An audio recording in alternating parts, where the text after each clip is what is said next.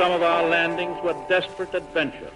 We are now prepared to meet the inevitable counterattacks with power and with confidence.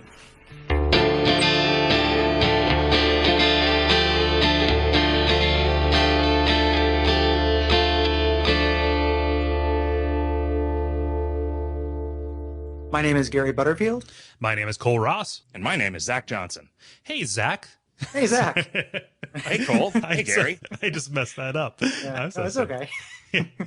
We'll do it live. Yes. You are listening to Bonfireside Chat, an Undead favorite. It is a podcast about the Soul series of games. And for episode 2, we're going to be talking about the Undead Burg. Yes. Thank you so much for joining us, Zach, here today. Zach, tell our audience a little bit about what you do before we jump right into this. Well, I run an online game called Kingdom of Loathing. I do a number of podcasts, the Hot Dog Network of podcasts, with the Video Games Hot Dog and Advice Hot Dog, and then several KOL related podcasts. And very recently, I started playing a video game called Dark Souls. Yeah, and mostly at your urging, actually. I went out and I bought a controller just to play it, and I'm about 7 hours in, and I'm hoping to bring a fresh newbie perspective to this wonderful podcast. Yeah, and that's appropriate because we are talking about kind of the newbie area of the game, which is the Undead Burg, as Gary said. So a little bit of a recap of what we talked about last time. That seems to be in order, right? Sure. Yeah. So we got out of the asylum and we went through Firelink Shrine. We talked a little bit about kind of like what's happening down there. In that relatively safe hub world and the very unsafe areas that it borders. And if you somehow discern that you're supposed to head up this direction, you will get to kind of a place where the enemies are manageable and don't respawn. Yeah, real quick, Zach, did you, after leaving Firelink when you first got there from the asylum, did you make any kind of false starts into the other more dangerous areas?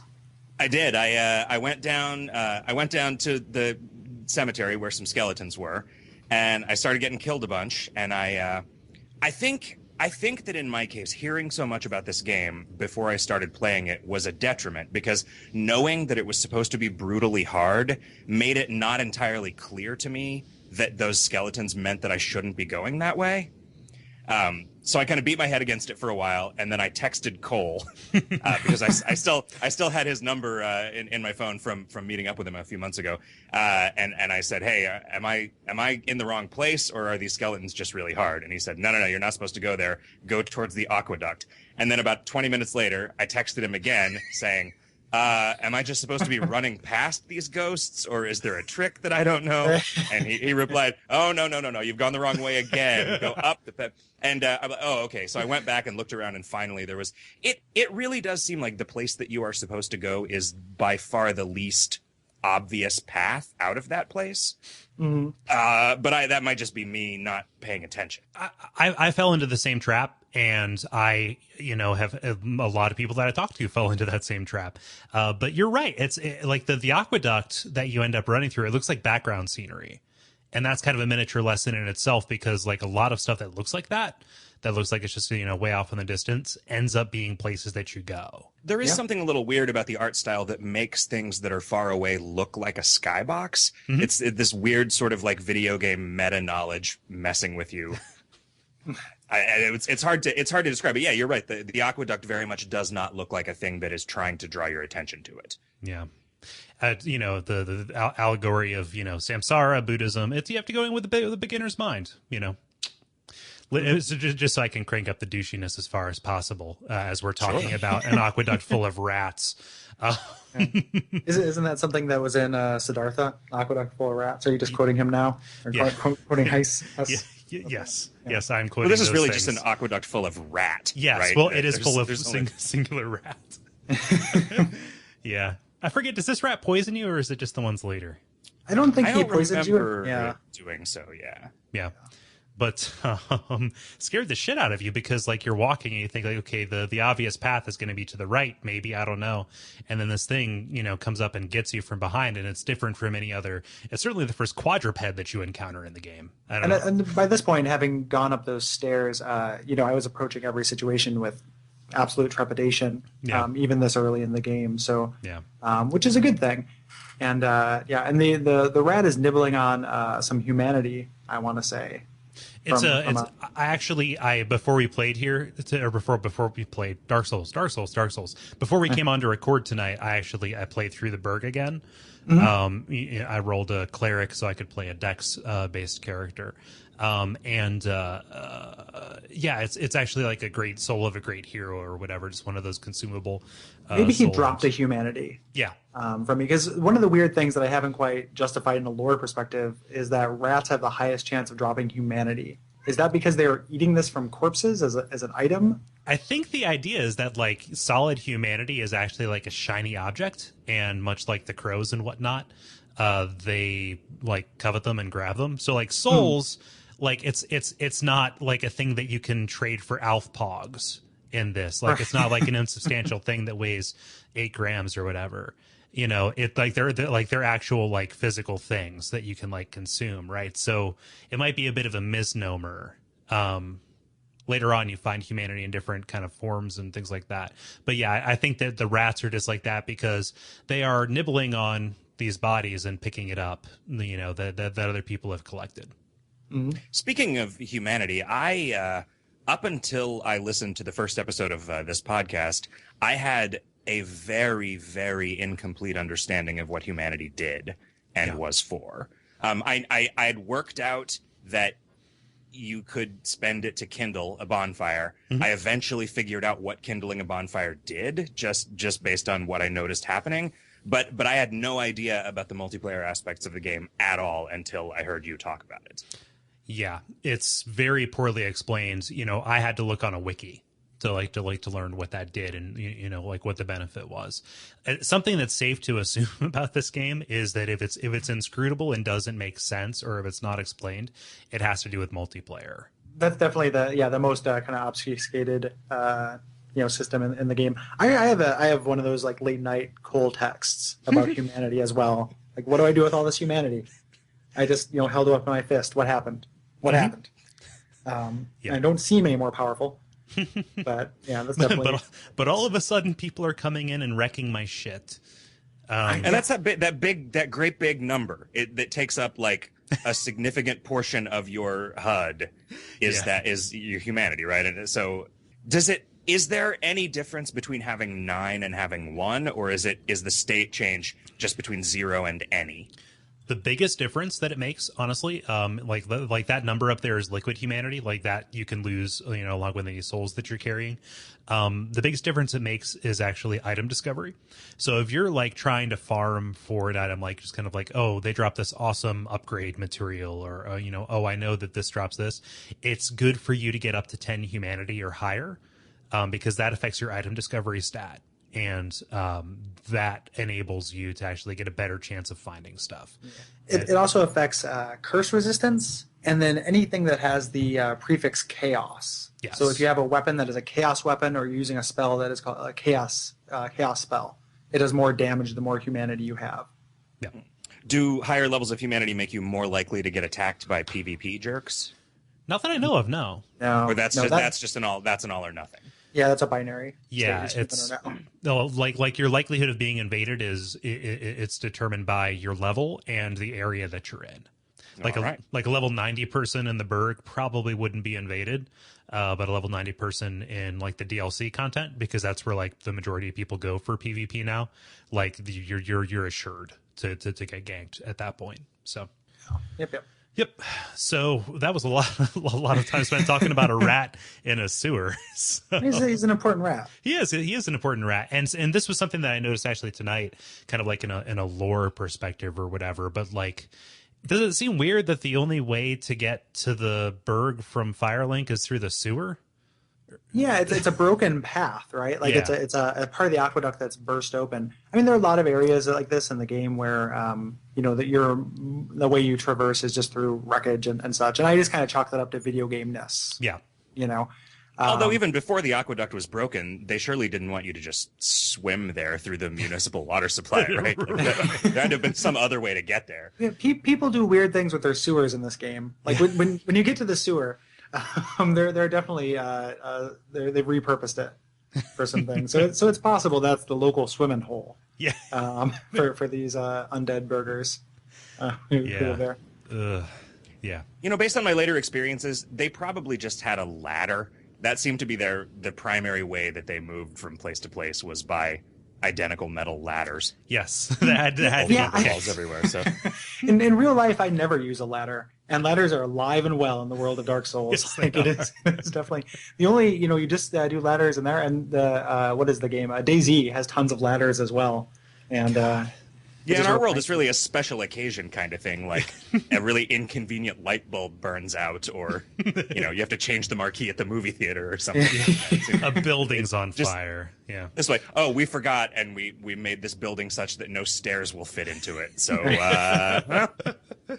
and I think that like the Undead Burg is one of the areas where like our attempts to like ludonarrative dissonance, like to like categorize this and say like what was life like in Lower Dran, like that's where it falls down, because like it's one of those, it's hard to read it, right? So I feel a little bit goofy trying to say like those kind of things, but that just seems kind of weird because like one of the only paths that you find like later on goes directly through a church, like to get between like to get to those areas. It's a shortcut that you find later. So I'm just trying to ascribe significance to Firelink more than anything, but again, this is just me being Van Hoot about it, so I don't know. Possibly so. Yeah.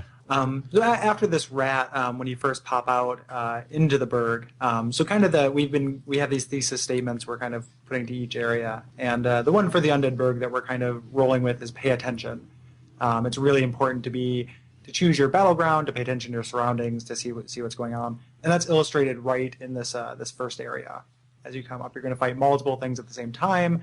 There are a lot of hidden things right in this very first landing. Pretty good items as well for this point in the game, but they're definitely kind of behind a fog wall of crates. Yes, they're hidden behind a fog wall and also a leap of faith off of the side of a building, which you have been trained not to do, but will pay off really well here. And that kind of goes back to our point from earlier, like stuff that doesn't look like places you can go ends up being a place where you're really, really rewarded for going, especially if you don't have a way to do range combat at this point. Because you can find a crossbow there, and crossbows end up being pretty sweet. Oh, I did. I found that crossbow and have never... Is the only way... Do crossbows work so differently than bows that you have to have like target locking on a guy to be able to hit him with a crossbow? Is that? Yep. Is that so? You can aim a bow, but you cannot free aim a crossbow. Right. Yeah. Correct. Yep. I found that crossbow, so apparently I did get around to a lot of the places there. Mm-hmm. I was struck in thinking about how I felt when I first emerged into the Undead Burg and how I think about it now. I was struck by how complicated the geometry of it appeared to be when I first got there, and how relatively straightforward it is once you have spent 6 hours carefully traversing every inch of it over and over again, even without a map. It's like, wow, why was I ever confused by this? Mm-hmm. That's an experience I had again and again, because I've gone through multiple playthroughs of the game, and every area that was seemed incredibly complicated and very kind of Byzantine paths and everything like that. Once you know it and once you're not afraid, you can zip through, and it's all seems really simple. But it has that impression, or it puts that impression on everyone when they first get there. So it's definitely an intentional thing to kind of suggest this complexity. Probably because you're going to be spending so much time there. Like everyone spends 6 hours, in the Burg, more or less. Yeah, and you just get familiar with areas. It's a wonderful relationship with space that you have in this game, where you can like run through it. Like I think about it like in terms of MMOs, like EverQuest. Those cities, I can run around them in my head. I can run around, these areas in Dark Souls in my head. I can run around my middle school in my head. It's pretty powerful, just that repetition and the way that it's put I guess together. thinking about games from when we were kids that sort of predated there being a map in the game, I think about Metroid now, and I think like, man, how did I deal with that? Like it just seems so unfriendly, but how I dealt with it was that was the only video game that I had that was new. So I just played it and played it and played it until I knew it in and out. So it is astonishing how long you can spend in an area of this game, given how simple it is, without getting bored with it. Mm-hmm.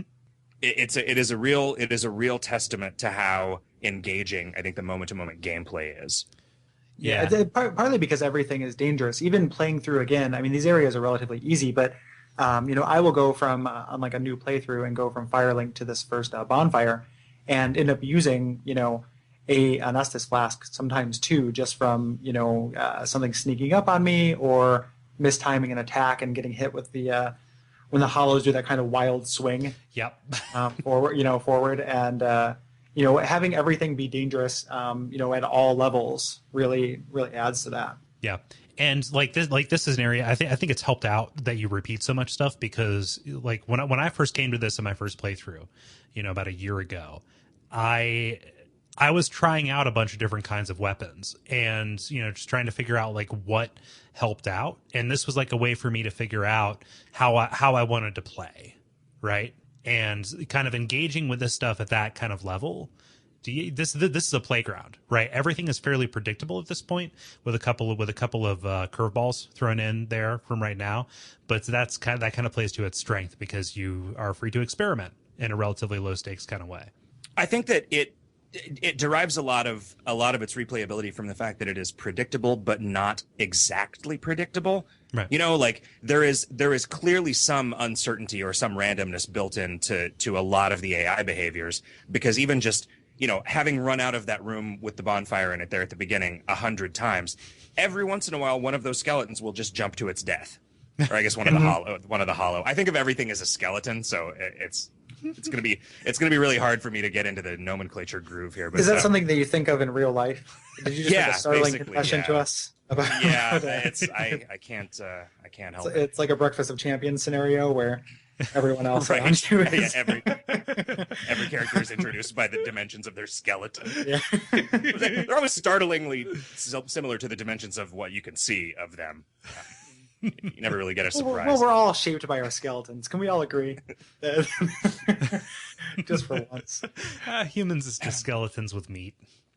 But yeah, like every time you cross that bridge, and I guess what you're supposed to do is take out these guys with arrows before you cross this thing. But every time I go across that rampart, right out and to the left of the main sort of bonfire exit, there is like a different pattern of firebombs landing, and every once in a while you'll get unlucky and just die there. Yep. And that kind of sucks, but at least it's real easy to go repossess your goodies.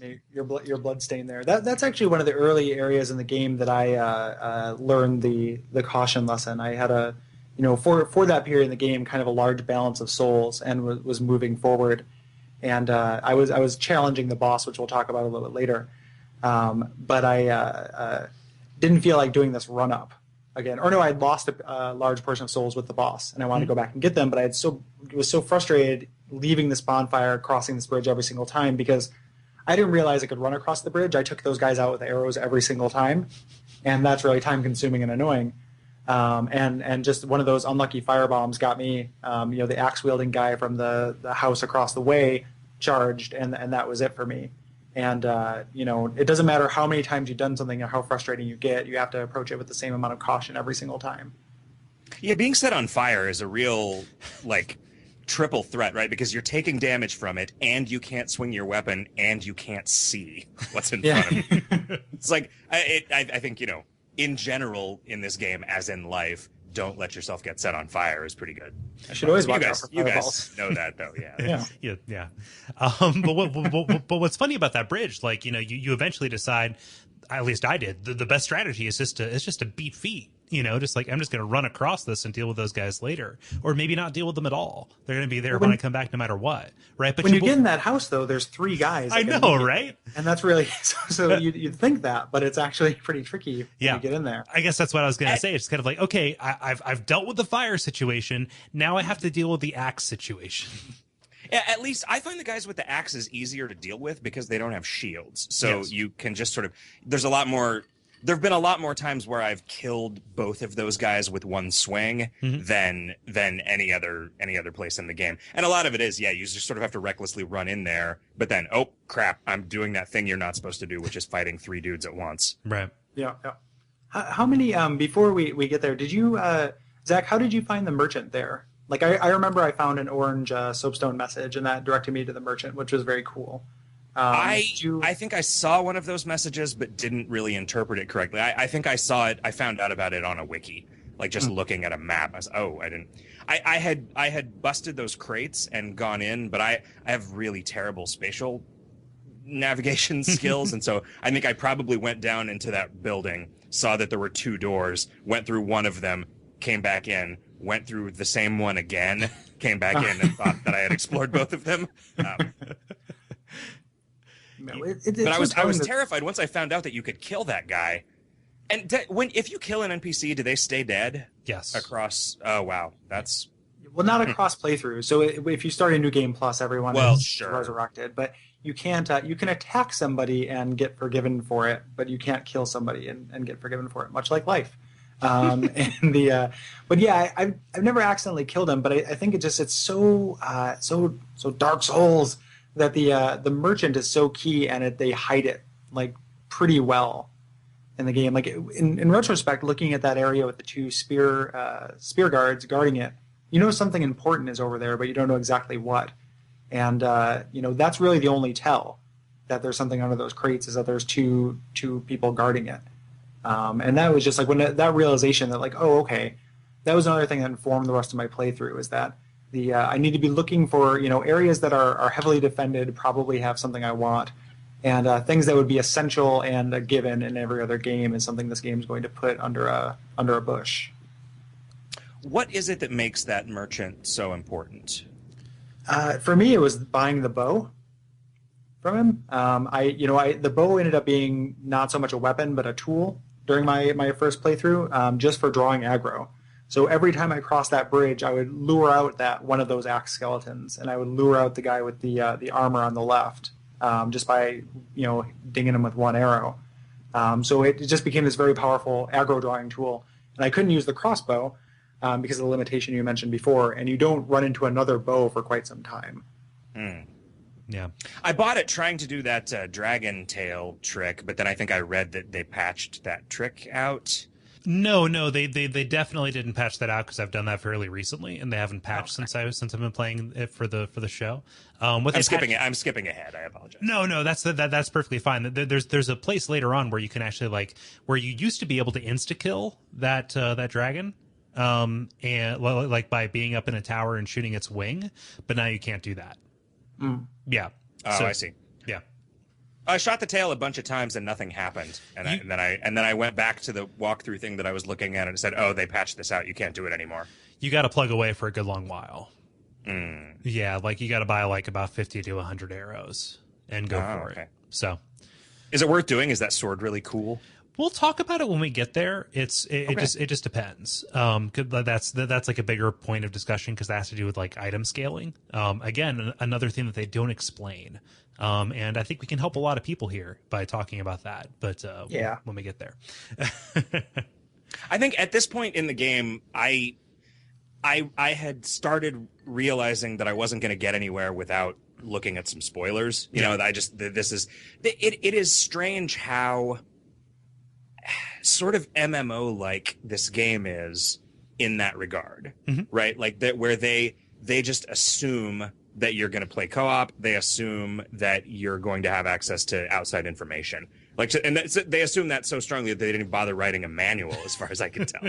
Right.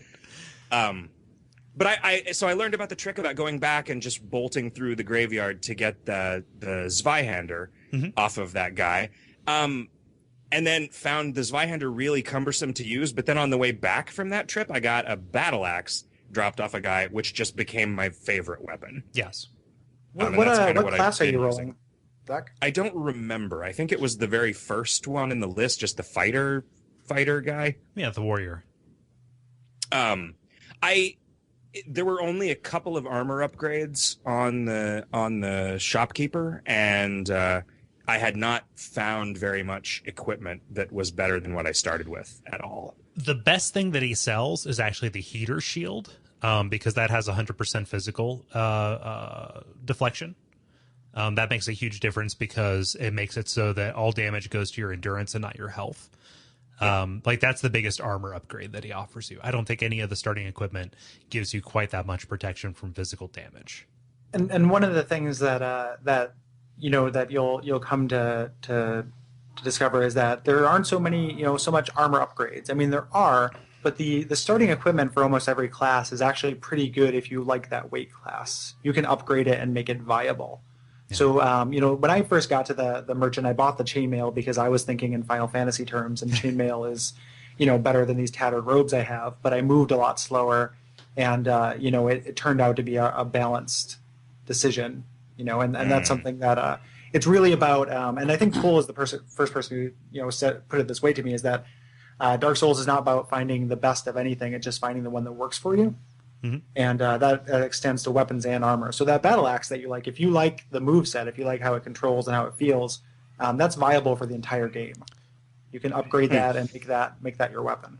Yeah, I guess having not gotten to I was just reading about this before I got on with you guys.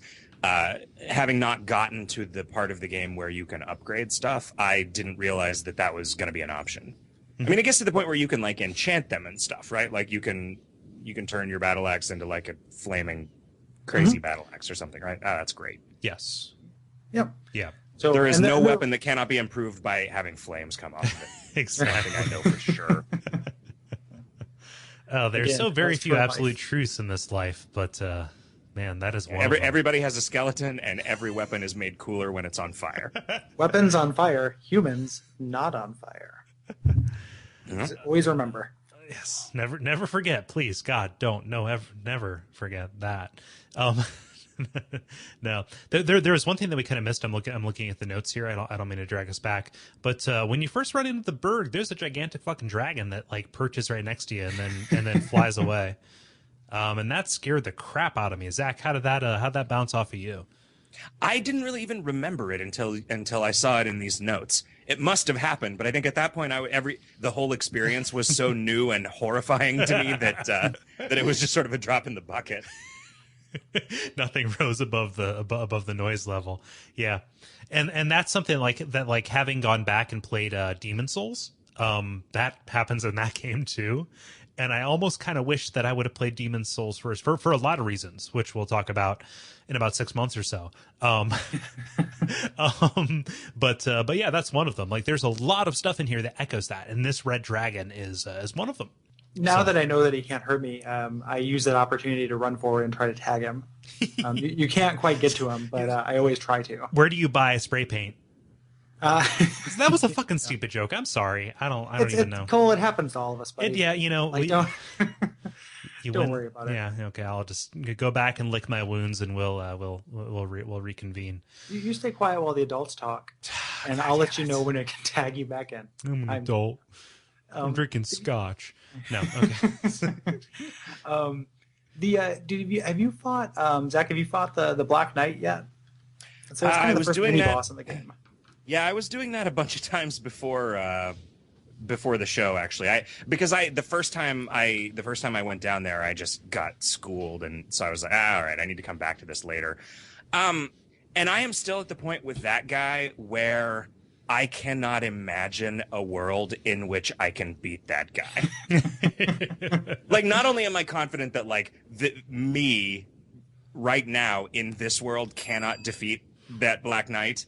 I am dubious as to whether there is a world in which I can. I don't. It's crazy. Like everything that you've learned about the way that dudes fight just doesn't seem to apply to him because he just seems to be able to attack as many times in a row as it takes for you to think it's time to attack him. Yeah, I don't know.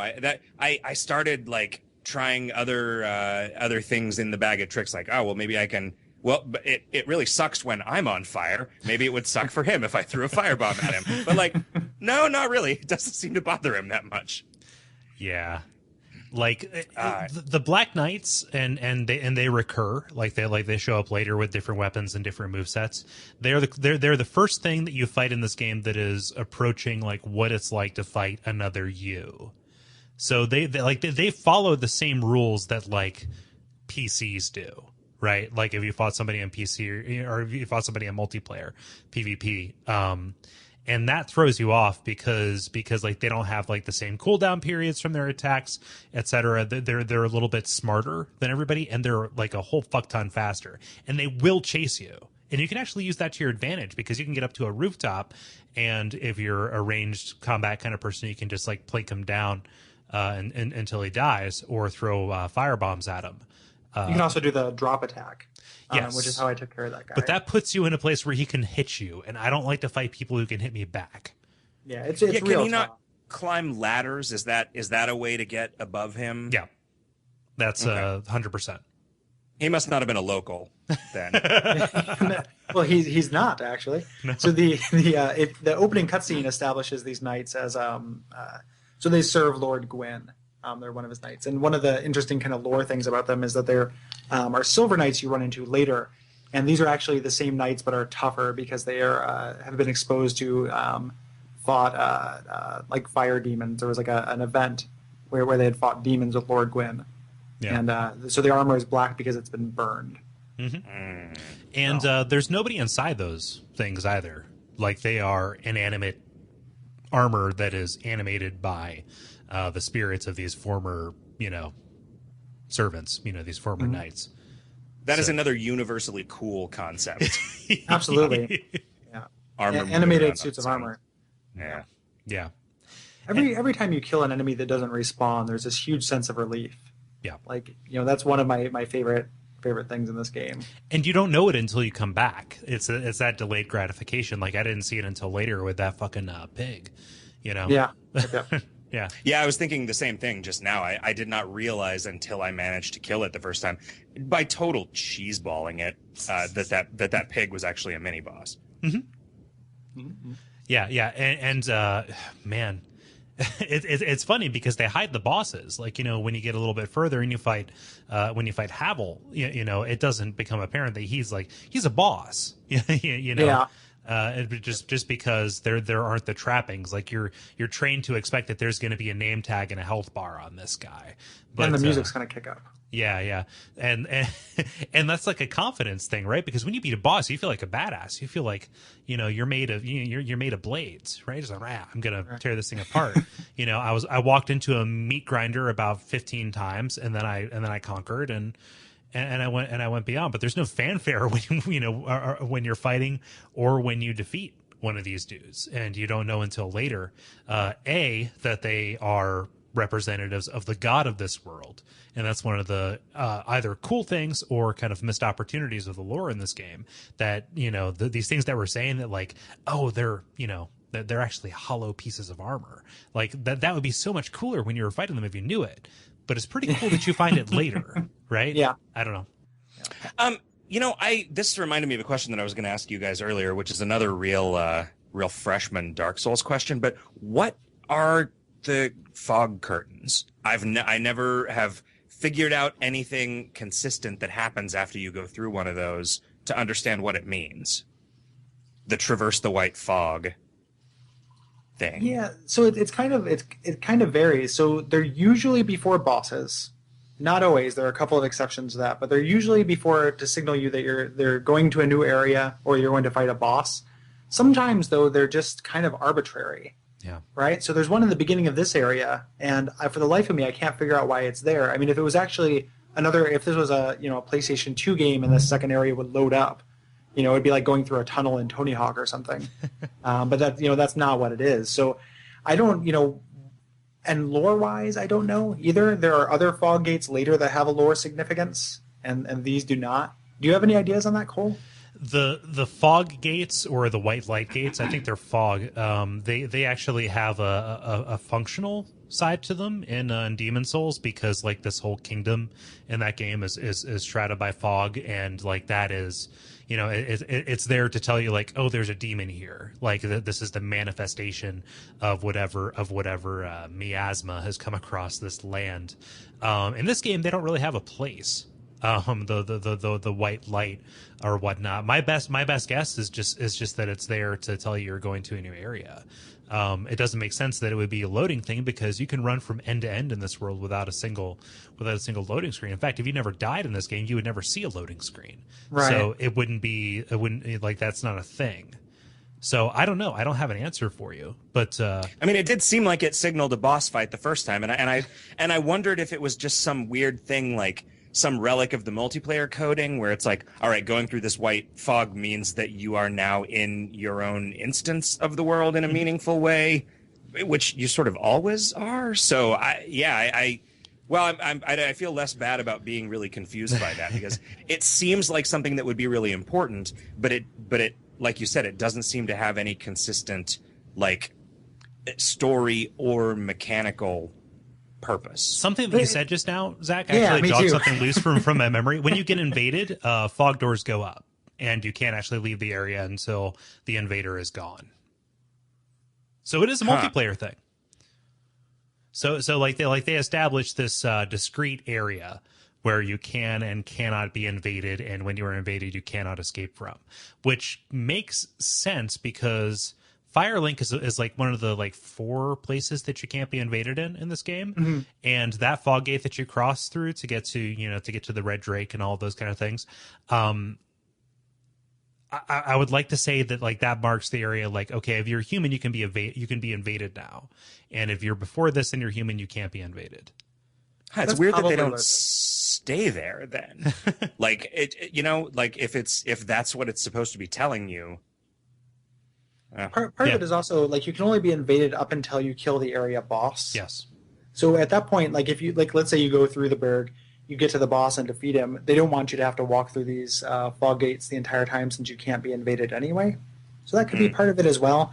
It's not well explained, and this is all just conjecture. So if anybody listening has any ideas, let us know. Please do. Yeah, man, we have no answers. But we can talk about Havel, because I love Havel. Yeah. And this is one of my favorite Dark Souls moments. And when you refer to him as a boss, like he's a lot harder than any bosses you're going to fight for a long time. Yeah. Like this is a huge sequence break, and it has to be because you have to have the master key. So I know that doesn't have to be, but it makes sense. Yeah. But I love, I've taken this guy down in a lot of different ways, and I love that that's a possibility. And I love how no matter how many times I play through the game, killing him the legit way feels great. Yeah. Like he's so. Have you fought him yet, Zach? I have not. I I did not listen. Well, your podcast didn't exist when I started playing the game, and so on my only character, I chose the Tiny Beings ring as my starting gift, and so I don't know what I was thinking.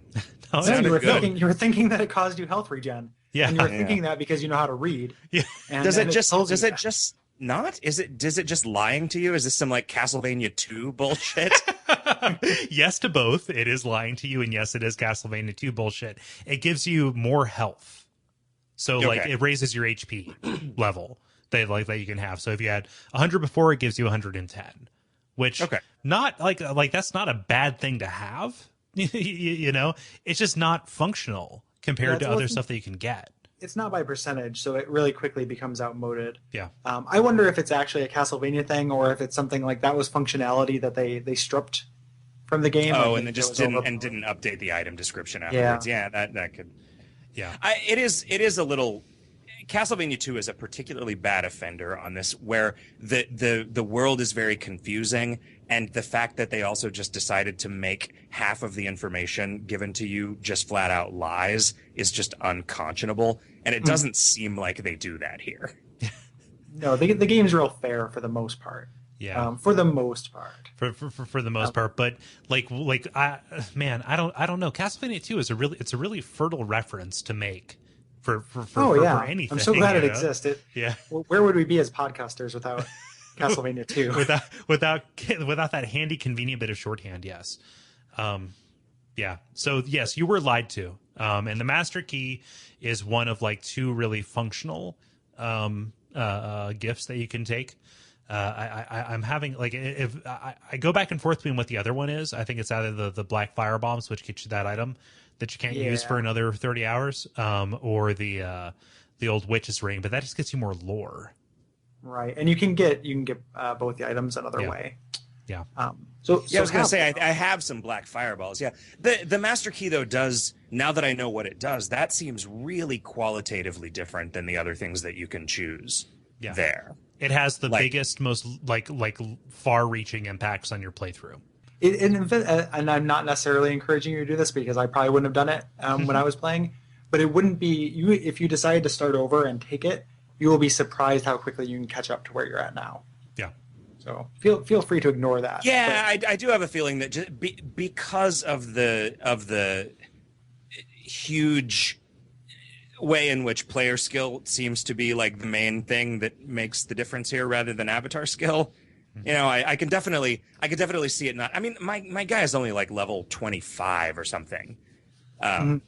And, you know, I could imagine it definitely not taking 6 hours to get back up there. Right. But the thing that is stopping me from doing that is I still don't understand even the most basic systems about how the game works. Right.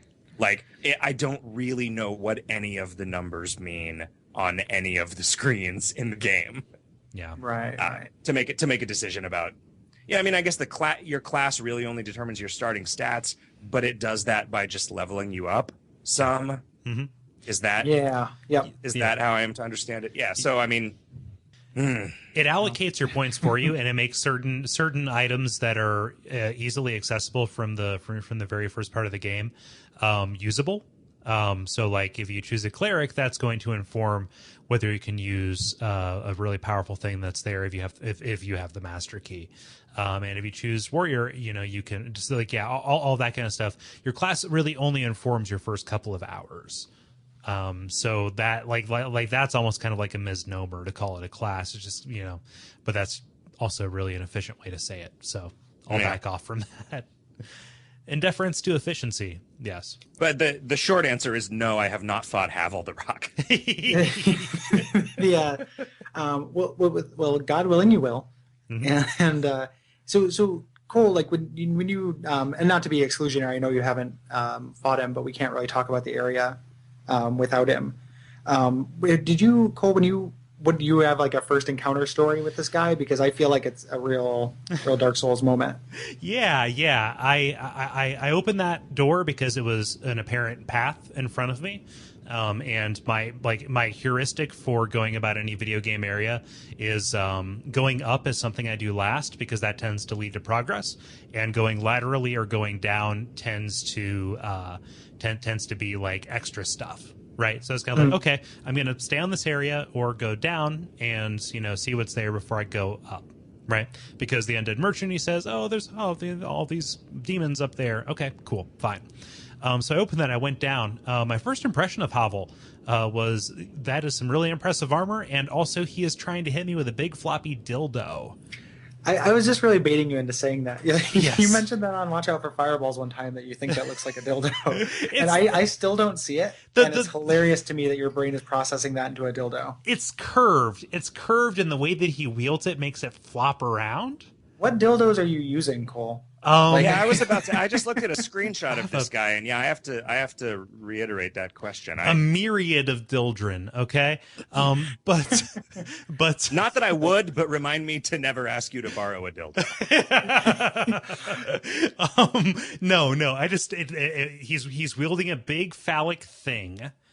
The club is phallic. Can we agree? No. God damn it. It's so tapered at one end. And it's shaped like a fang because it is a fang. You could say it's a candy corn and I'd be okay with that. I don't even know. But it's not a dildo. Although on the Google image search page, one of the early results is a cartoon of a guy staring at a box that says dragon dildos. So you're not the only one. Okay. I'm with the DeviantArt set. Okay. Yeah, that's what I was gonna say. Okay. This is a pitch for your DeviantArt page. Yeah. To just have it with a variety of dildos. Dildren, please. Dildren. Dildi. Yes. No. So I just like it threw me off because like the first time that I saw it, I was like, okay, this is like the Black Knight. I've defeated the Black Knight. I know how to do this. I handle it. And then he comes at me and he kills you in one hit. I didn't have any time to process what was coming at me. Yeah. And so that first impression, it's like, oh shit, that's weird. It's got like, what the fuck is he holding? Oh, now I'm dead. Okay. I'm never going to go back down there again because I will die instantly. So To put something with zero margin for error this early in the game is really, really crazy. But the way there's a couple ways they ameliorate it. Like, I love walking down that tower and reading increasingly, like at the top there are panicked warnings. So they're like imminent boss, tough enemy ahead. And then as you get further down, they start becoming advice. Like try rolling, try open area, try backstab and stuff. And I really like that as an expression of the multiplayer and the cooperative aspect of that. yeah. The first time I killed Havel, so there's a couple different ways you can cheese him and kind of outsmart him. He won't leave the tower. Nope. So if you get him to follow you all the way up, and when he's backing up, he doesn't block. So if you can get him to follow you all the way up, you can cheese him with arrows. It takes fucking forever. Yep. But I've done that. The other really interesting way of doing it, and I wish I had figured this out on my own because I'd feel like a genius. But your fall damage is tied to your equip burden. So how much equipment you're carrying determines how much damage you take falling. And you can actually trick him into, you can get naked, jump off of the stairs at a high point, and every time you land, you take a little bit damage, and every time he lands, he takes a lot more. And you can kind of run him in circles with him taking fall damage over and over, pursuing you until he dies. So it's available from a very early on in the game if you're not that good at rolling and backstabbing. Yeah. I'm pretty sure that's how it goes down in the novelization of Dark Souls. Actually, that particular story I remember from the book. It was a whole chapter. It was about like 25 and then pages. I continued to climb the stairs. At the top, I rolled off. He continues to pursue. Yeah. Yeah, okay. I'll make a shameful admission. The first time that I killed Havel on my main playthrough, my sorcerer, I cheesed him. I went through the geometry on the other side of the door that he rests behind. Yeah, because he clips through the door and that makes him fair game. So I wanted that ring real bad. And I wasn't afraid to, I wasn't at that point. I wasn't quick enough with my rolls, even when I stripped down to my quick roll, to avoid it. and so it's kind of like, well, if it's possible in Dark Souls, it's probably fair, so I'll do it. So he can yeah, hit you through that wall. So yes, he can, but you can roll away from it. yeah. I don't know. He's called Havel the Rock, which in one sense is accurate, but he might as well be called Havel the Turtle, because his gear and his ring that he gives you, it's one of the best rings in the game, but all of it is kind of geared towards making it so that you playing in a really slow way, it rewards you for that because you can take a bunch of hits in it.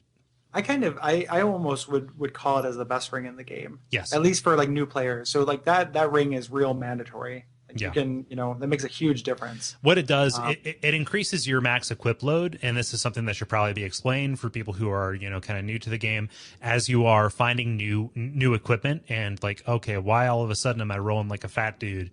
It's because you're above 50% of your equip load.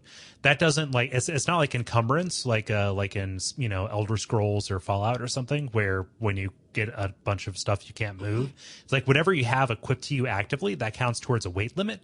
And if you're above that, it affects how quickly you can roll, which is, equally as, if not more important than how well you can block, because I never would have figured that out. I just assumed that it was encumbrance, that, because I mean it looks like a duck. That probably explains a lot. I need to check myself. Yep. No, lightening the load is a good idea, but if you eventually run into this guy, this ring adds 50 to that, so you can add just 50 pounds of excellent stuff to yourself without being encumbered with the fat roll. Yeah. Does it only affect rolling, or is it also like your movement speed and stuff? It does affect your movement speed. It's not as dramatic, and it affects your in stamina recharge as well, above certain limits.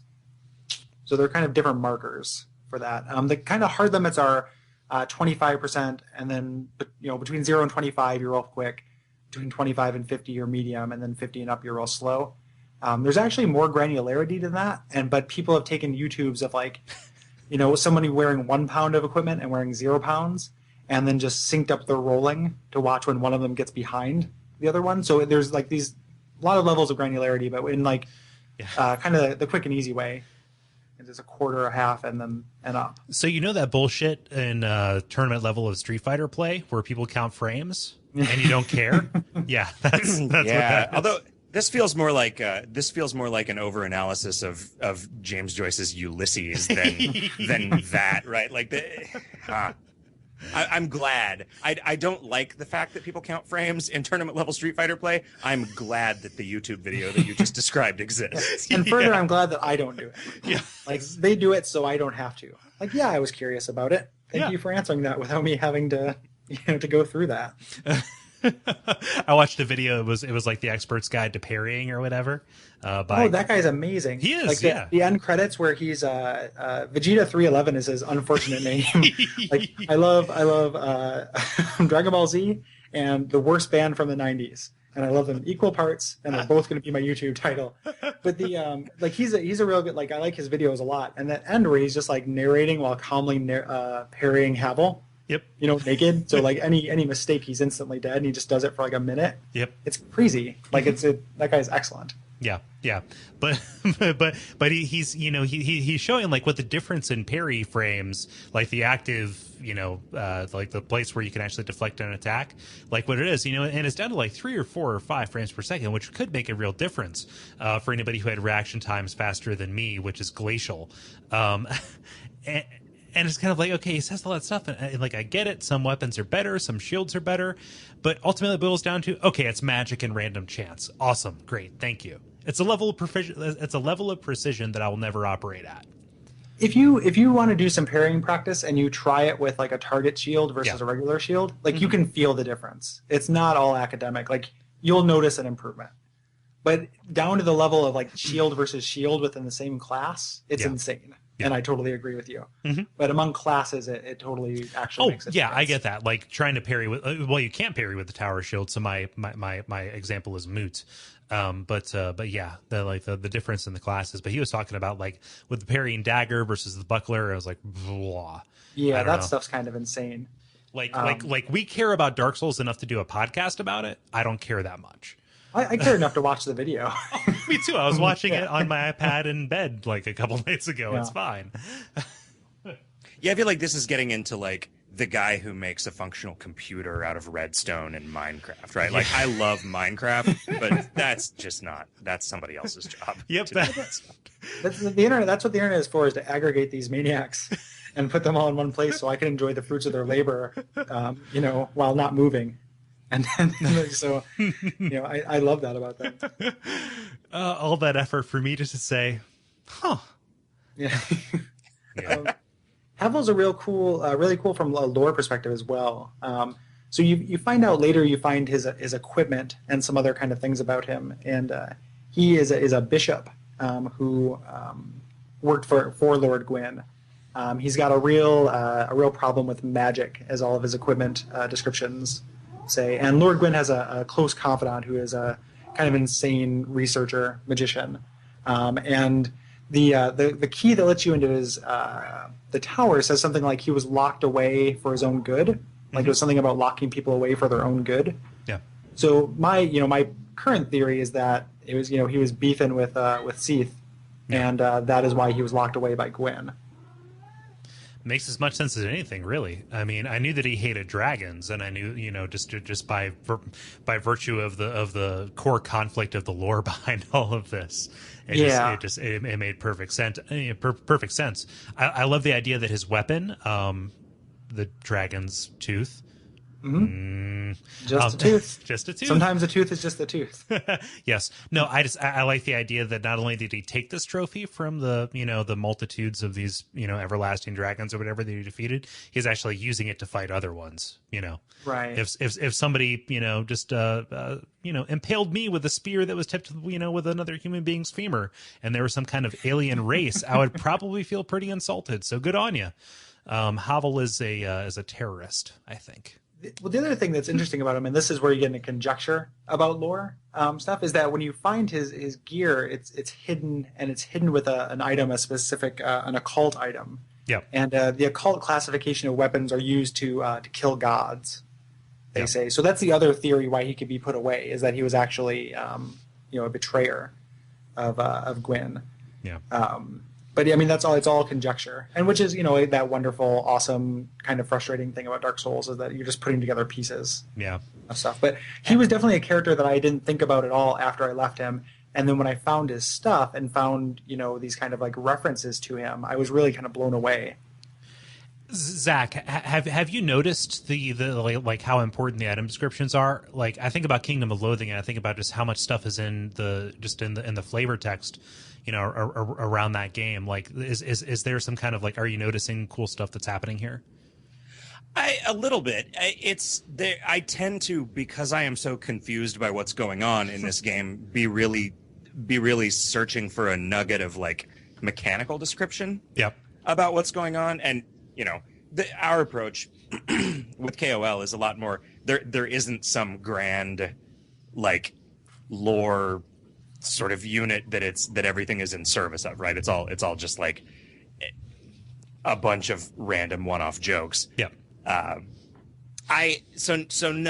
When you said that earlier, it made me want to start paying more attention to those things. Yeah.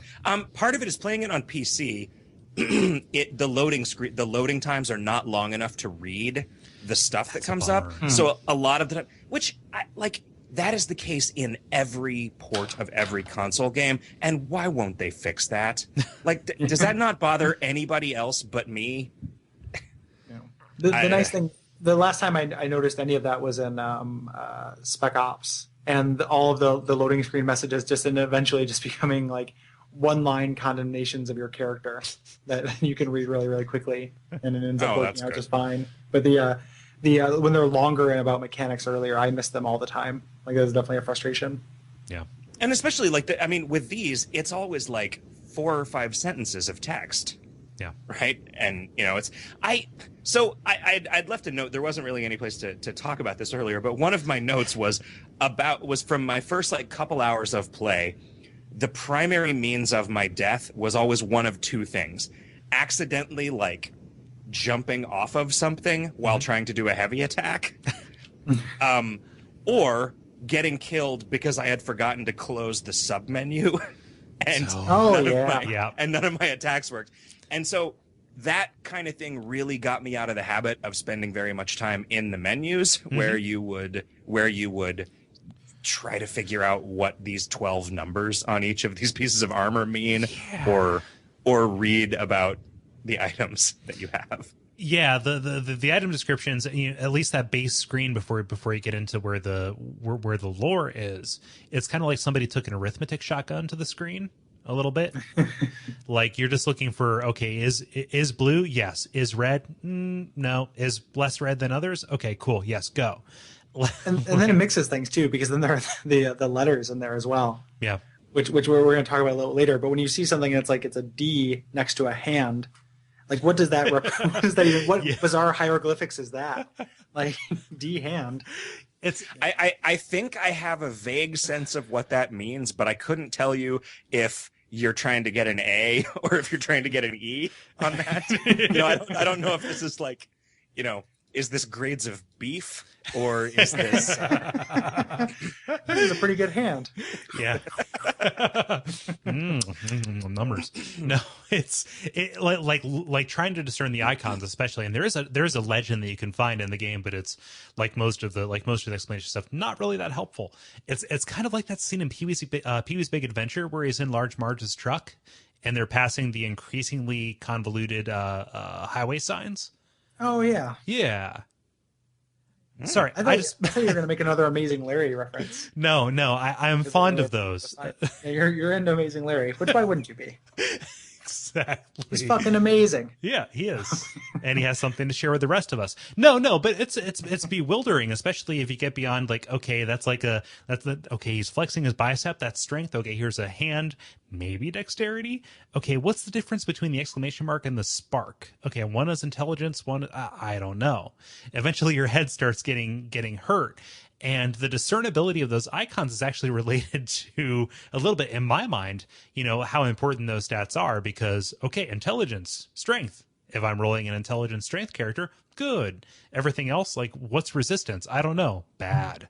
I thought you were going to say the discernibility of those icons is somehow tied to your character's intelligence stat. Like they get blurrier and more similar to one another the lower your intelligence is. I would love that. Oh my That's God. an awesome idea. That is a really awesome idea. Get on it, any dev. Oh my God. Wow. That's fantastic. In any way, like any part of the game being harder to read because of your character's like intelligence stat. Holy shit! Like down to the menu, that's excellent. That is a good idea. They just opened the PC version of this game up to mods. Do it. Make it happen. Oh my! I wish I had a real computer. Holy shit! Wow. Okay. Huh. And blow the idiot dialogue options from Fallout out of the water. Exactly.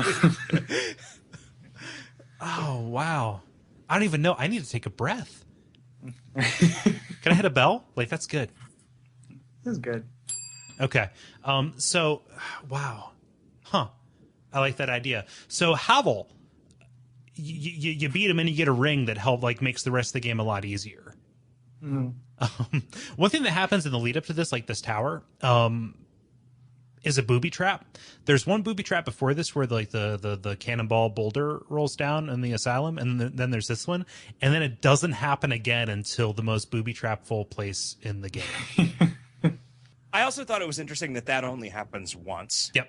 Apparently the guy that was holding that thing and, Miles Dyson style died to drop it was a mini boss that doesn't respawn when you rest at a bonfire. Well, the barrel itself was a mini boss. Oh, okay. So it's old Barrelly. He used to be a friend of Lord Gwyn's, and later he trained his Barrel Knights too. This is all stuff through item description that you haven't gotten to yet. But, yeah. But he trained the barrels to trap other NPCs and to hold items that that might help you in your progress towards. It's a whole big game. It's cosmic chess, really. Man, wow. Man, finding out that there was a barrel with something in it made me suddenly feel like I have to destroy every barrel in the game. This will smashies. Yeah. This will behoove like this will really help you. Don't attack barrels, roll through them. Oh. What I had been doing was just switching to my buddy Zweihander, who I also call Barrel Bane, because he can break a lot of barrels at once. Yeah. Barrel Bane. Oh wow. He's got a +5 versus barrels. Yeah, so there's that one point where that lizard crystal thing comes out of the barrel. Does that guy respawn, or is he just you kill him once and get the goodies and that's it? You kill him once, get the goodies. When he escapes and disappears, he does respawn after that. Okay. He responds until you kill him. Yes. Okay. They are Titanite pinatas.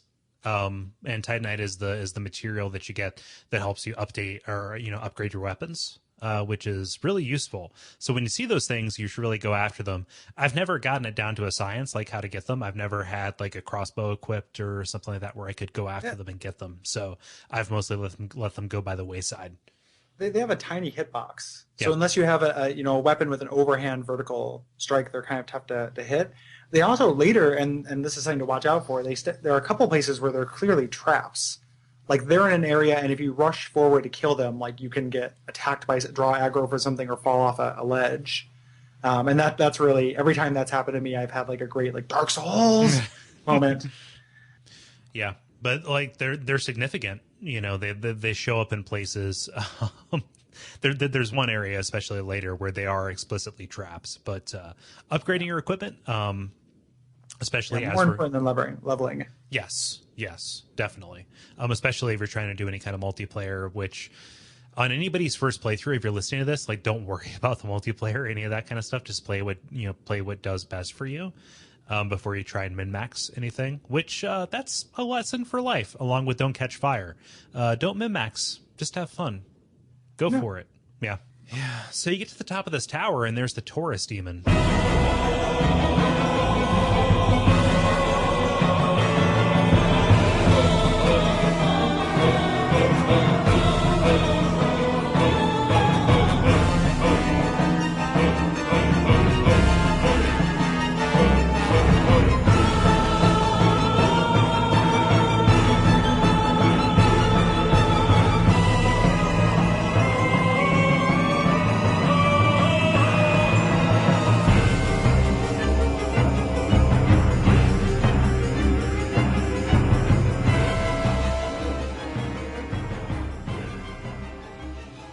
But before there's the Taurus demon, they do a real clever little design touch, because when you leave this tower, you don't necessarily, that ladder is hard to see, you don't necessarily think you can get up on top of that tower behind you. Yeah. But by putting those archers there, when you run towards the Taurus demon, you get shot. Mm-hmm. So that's to draw your attention to the fact, like, hey, there's a tower here, and that becomes really significant in this boss arena. Yeah, I didn't realize that you could until I read these notes. I did not realize that you could kill those archers, and I thought that was just meant to be like an environmental hazard during the boss fight. Oh, that's really interesting. Like, so I mean, I imagine you had a much tougher time with this guy. You know, this is weird. I think this is like my most Dark Soulsy moment. I killed the Taurus demon on the first try. Ooh. Somehow. and then like 30 seconds later, just unceremoniously poisoned to death by a rat. Oh, Like, it was like, yep, all right, I see what you did there, game. You made me feel real briefly like I was on top, but nope. But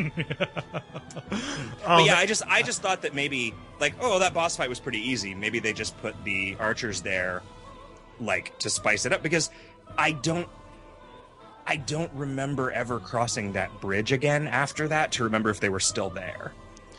they do show up still, like they are a thing after you beat that, but it's mosquitoes, you know. Yeah. Yeah. The archers don't seem to be a threat, like, relative to how terrible guys throwing firebombs are. Like, the archers are just a little bit of a new, like, maybe they interrupt your attack or whatever, and that's frustrating. But yeah, they're only really annoying when you're trying to do other things. And there are a couple areas later in the game that challenge that.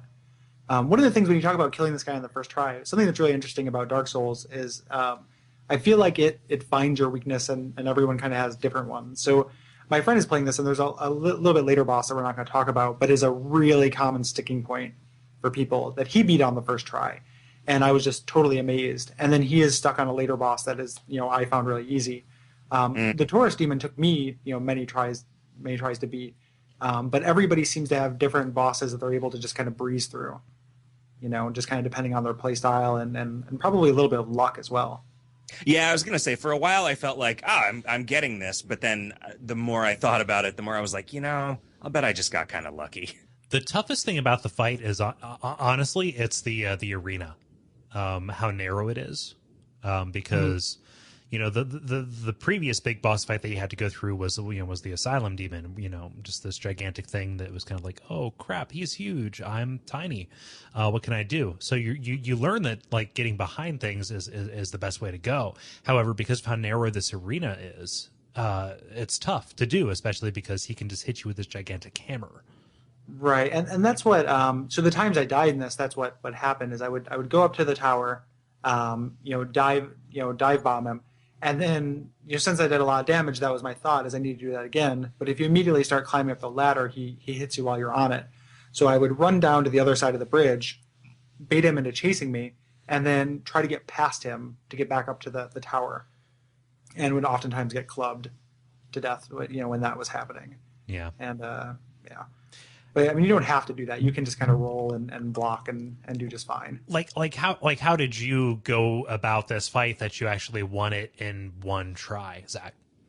I mean, I remember just doing a lot of, like, running around behind him and only pausing to swing when I was, like, fairly sure that he wasn't going to be able to get around to face me by the time the attack went off.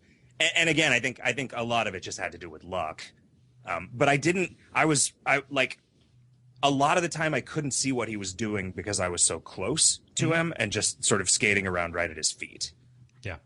That's the other thing when you're fighting demons is get all up in them. You want to be as close to between their legs as possible. Another rule that applies to Dark Souls as well as real life. And and that's true of the Asylum Demon. It's definitely true of this guy. Like, you can get kind of close enough to him, and certain ones of his attacks will not even hit you right over your head. Yeah, get all up in they shit. Yeah, it's man, like one thing about this game that's like not incredibly apparent is that there are classes of enemies. Like when we say demon, we say say demon. Like are we speaking like in terms of Christianity or whatnot? But like in this game, like demons, like they're a class of enemy that comes from a specific place and they have like specific weaknesses. And something that happens earlier in this area, you can find a chest full of some gold pine resin. That you can apply this to your weapon, and it gives you it makes it a lightning weapon temporarily, and this does a lot of damage to demons. And that is the way, like that's probably the cheesiest way to win this fight. But there's no way to know that except to just try it.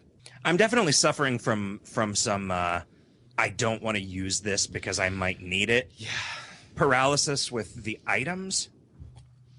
Yeah. And the more I look at it, the more that I see in the wiki, it's like, well, I'm going to be able to get more of these in the future if I want them.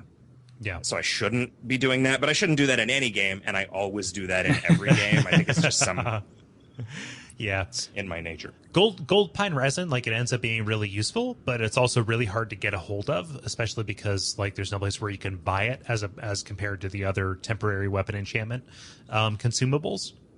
So like you can buy it, but just in limited quantities. Yeah, I guess you can buy like 3 of them from a merchant later for another boss that is weak to it.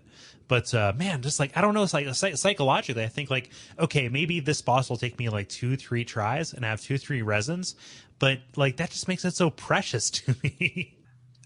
So after you beat the demon, you head down through this little bit of architecture, this strange tower, and you meet probably my favorite NPC in the game. Yeah. Like, you meet Solaire. He's kind of the poster child. There's lots of like fan art and stuff about this guy. He's great. I am Solaire of Astora, an adherent of the Lord of Sunlight. Now that I am undead, I have come to this great land, the birthplace of Lord Gwyn, to seek my very own son. Yeah, he's he's the one who offers you jolly cooperation. And I think more importantly, like from a lore perspective, he offers you some kind of explanation for some of the stuff that happens around this game, especially as regards multiplayer, because he says time is kind of warped in this area, which is an awesome plot contrivance for why things are overlapping and for why they can never put like a specific date on anything. Mm-hmm. Yeah. Right, it's the closest thing to a multiplayer tutorial you get, and it's not one at all. Yeah. I am such a sucker for a game working its video game-ness into the narrative of the game. Like that, just the saying like time is all screwed up, and that's why you're seeing shadows of other people, and that's why you can move into other people's worlds and stuff. It's just man, something about that just makes me so happy. Mm-hmm. Something that one of the nice things I like about kind of the podcasting format that Cole and I like to use, where we do a lot of community involvement. As somebody on the Something Awful board pointed out something that I'd never thought of that ties into that's really, really cool, is that you find throughout the game the armors for the classes you didn't choose, and corpses with those armors on them in kind of places that make sense for them, suggesting that every class you didn't choose is another adventurer that went off on their own and got killed before your tale started. And that's kicking rad. Like, that's just really, really cool. Cole and I are both real big suckers for that kind of stuff. Yeah. I don't mean to turn into idle thumbs, but isn't that what happens in Far Cry 2? Like any of the buddies that you pick don't like they turn out to be like they're other potential player characters. Yeah, the character your character select, you pick which one is you and then which one is all of the other NPCs. I had the same thought. I was like, should I talk about Far Cry 2? No, I probably shouldn't talk about Far Cry 2. Yeah. I haven't played that yet, but that sounds really neat. Yeah. That makes me more likely to jump on that and scratch that off my backlog. Yeah. It definitely they provide just enough breadcrumbs out there for people like I don't know, I don't want to speak for everybody else, but for people like me to really read too much into it. Like, why did this person die here? And then I stroke my beard for a little bit, and then the role passes me by. So I don't know. I mean, I think maybe this is where religion comes from, right? Like they provide a world that is so horrible that you are just desperate to make some sense of it, and so you will latch onto any little thing that is like, oh, okay, yeah. I'm not the only one that this is happening to. Like, this world isn't a cold and dismal, just solitary place, and I'm not going to die alone. There are all these other people who have suffered just as much, if not more so, than I. We put that matter to bed. So we figured that out. So, one of the things you have here in the notes that I really like is that he's the first cheerful person you meet, and not in the way the merchant is, where like he's cheerful, like he wants to wear your skin as a sweater, like cheerful. Like he's actually like genuinely, a happy, helpful person, and it makes a big difference. Like he stands out a lot in the world because of that. Yeah, it also helps that like where he's standing is one of the best views in the game. There's something to be said for how awesome the skyboxes in this game are. I don't know. It looks real good. Maybe that's just me. I don't know. But there are specific soapstone messages you can lay down that say like "Great view ahead," and I tend to enjoy those because I don't look up enough in real life, nor do I look up enough in actual games. But I have been through this game enough where I can appreciate a good view. Also a duck pond because I'm apparently old. One of the saddest things about Solaire is the way that I keep killing him to make gimmick characters, so I can wear his armor. So I talked about sexy party Solaire in the last episode. I started a new one to try to do a dedicated Sunbro, and I just made my guy really, really fat and stole Solaire's armor, and I'm calling him the Sunsphere. So I keep killing, and then I keep expecting to summon him later. And I'm looking at the back of his armor running up the stairs. Like, I'm going to go summon Solaire real quick. But that train has sailed. Where the fuck did Solaire go? I don't know. Yeah. Yeah, when I do a Google image search for this art that you were talking about, all I get is the sun and a bunch of solar panels. If Solaire was alive today, he'd really be impressed with our dedication to solar energy. Yeah.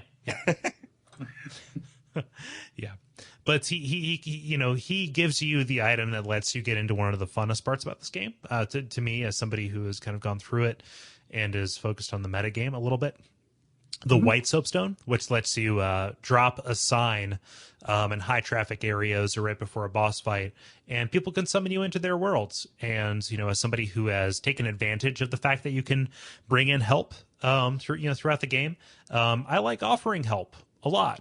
Oh, me too. Some of the most fun I've had in this game is helping people out with it, and it's just something about that speaks to me. It's just really fun. You're not talking to them. There's no depth of communication. You can just kind of point and hit stuff with your sword, and it's really well fun.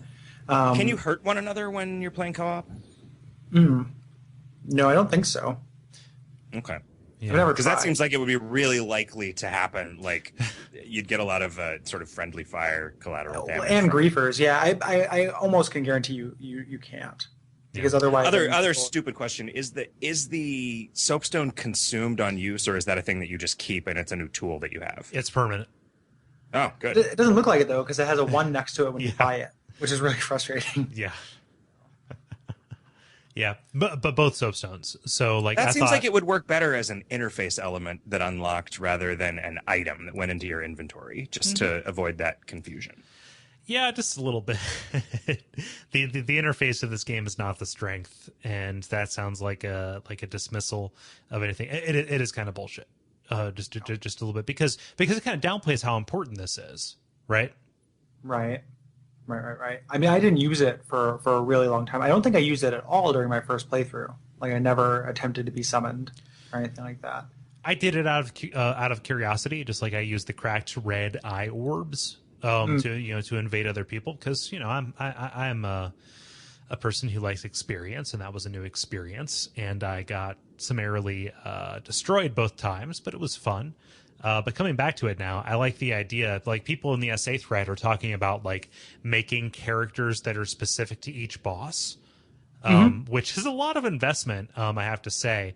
But I can kind of see the idea, because like I don't like the idea of like I get to level 30 and I can't help people out in the gargoyles anymore. Right. You can have a gargoyles character Yeah. just for Sunbro near the gargoyles. Yeah. And not like the Disney TV show, but actually like these bosses. I reacted more to that joke than you deserved. No, that's fine. Just No, and it was totally a honest reaction. It wasn't even, there weren't sympathy chuckles. I just chuckled and then I was like, you know what? Yet again, I was considering saying something about the Disney Gargoyles cartoon and then didn't. So it's... You know what? That speaks more to your restraint than my wit, because I just say whatever comes to mind. I think we're just both on the same horrible, horrible wavelength. Yeah. So it's funny, Zach, that you said that you died to a rat after beating the Taurus demon, because I know for me the thing that killed me was this fucking Hellkite Drake. Yeah, I see that in the notes, but he's never killed me here. He's only killed me when I've attempted to fight him. Really? Yeah, I didn't get killed. The bridge got bathed in flames, but somehow I survived it that first time. Mm-hmm. I don't think I was running with my shield up. My hand is just always in a sort of a rictus claw, holding the shield up all the time because I've just been trained. Yeah, as well you should be. Honestly, I think that it's so seared into my memory that this first experience where I was kind of like, okay, I'm in the free and clear. I see some dudes down there, because there are hollow warriors on this bridge. Like they're down there. That is the only threat that can get to me. I'll put my shield up when I'm close to them. I just beat this guy. I'm riding high on endorphins. I'm good. I'm dead. I'm cooking. Oh God, why? Oh God, why? All those souls. Oh man. Yeah. So that's that's why that sticks with me. I think I saw a warning. I think I saw an orange soapstone message that was that indicated that I needed to dash for that thing off to the right, like the little safe spot. Mm-hmm. And that's what made that clear. Boy, what I didn't get though was the shortcut ladder. Yeah. Oh, and I began to think this was, so I was listening to your Parasite Eve podcast, and Cole, you said something that made me immediately pause the game, or pause the podcast, and write this down so that I could bring it up. Where you said, "I don't mind failing as long as failure isn't disrespectful of my time," and I was like, "I am going to bring this quote up on the Dark Souls podcast." And then when I unpaused that, Gary immediately started talking about Dark Souls. I was like, "Fuck." We're so us. Because I didn't find that ladder the first time, I thought at that point that my way forward, experimentation-wise, was to have to fight through the entire burg every time I wanted to start making any headway into the next area. And at that point, I was like, oh, fuck you, game. That is so dumb. Yeah. That is just such a dick move. Mm-hmm. But then once I found the shortcut, I was like, oh, okay. I love you again, game. Yep. All forgiven. It's such a relief. I mean, we allude to this concept in sci-fi where somebody born on a high gravity planet ends up being ultra strong compared to regular humans, just kind of like, oh my gosh, in comparison to what I thought the rules were, this is awesome. So there's this game, it's all about tension and release, but those shortcuts are such a huge example of that. It's like when you hear about somebody who beats Mega Man without knowing you can switch weapons. Like they're just that much more powerful. They're raised in that high gravity environment. Yeah, right. Yeah, this guy, I've never beat this guy legitimately. No? I think he might be the only boss in the game I haven't beat legitimately, because he has a couple of different fire attacks, and maybe you just got one of these when you first went across the bridge, but some of them I can put on all my fire resistant gear and still instant kills me. Mm-hmm. Like he just flies up and then fire comes down and I die, and it happens halfway through the fight. Mm-hmm. Yeah, you can go up to him with a full Black Knight set, which is the highest fire resist in the game outside of Havel's set, and still just get destroyed. Because he acts like half like a regular boss fight and half like a scripted event that is meant entirely to punish you. And it gets real tricky. So you have three paths, okay? You can either avoid him entirely and not get that covenant or that shortcut, or you can fight him legitimately and beat him, and that's cool. Fighting a dragon is cool. Or you can try to run past him and hope he doesn't turn around quickly enough to kill you. I've done that several times where I've gotten past him, but I've beaten him through cheesing him. I've beaten him with archery and with sorcery from a distance, but I've never actually beat him legit. I have actually beaten him in hand-to-hand combat, which was pretty neat. It took a lot of tries, but it helps that the bonfire shortcut is like right there. Literally right there, yeah. Yeah. And it's really like I said, it's just a matter of managing his turnarounds. So you have to get him down to where you are. The toughest part about that fight is that he can actually like retreat up to his perch where he regenerates health. And that can mess up like everything. So it's a matter of trying to manage his kind of janked up AI. I would call it like one of the worst / most broken boss fights in the game. And I think that was just because okay, they can avoid him. It's fine. It doesn't hurt anything. If they killed this person, this Cole person on his first run through the game, he served his purpose, and that is all we have to design him for. So here we go. Yeah, I sort of assumed that you weren't opponents. supposed to fight him. Yeah. That's. Yeah. So I think it's really just something that you do on a dare or to convince yourself that you're good at this game. But that sword you get from his tail was real useful my first playthrough. Yes. Oh God. Yeah. So if you get that sword, it's called the Drake sword, and that was like one of the big revelations to me that convinced me that this game was worth playing, because it made it easier. And it's kind of like, oh, here's the secret thing that makes it a doable thing. And it does a lot of damage, but the problem with it is it's kind of a noob trap. I hate using the word noob, but it's kind of high damage equals better than, right? But you can't upgrade it without a really rare item called the Drake scale, and it doesn't scale with your stats at all. And that's something that's kind of shared with later items in the game, especially certain upgrade paths, etc. But if you stick with this and if you rely on it as a crutch, you will kind of cheat yourself out of A, learning other movesets that might work better for you, or B, learning how the item upgrade mechanics work and how the weapon scaling works, which ends up being something that it seems like PvP esoterica bullshit that's kind of that why would I worry about that if I wasn't trying to maximize it? But it really does make a difference in PvE play. Right.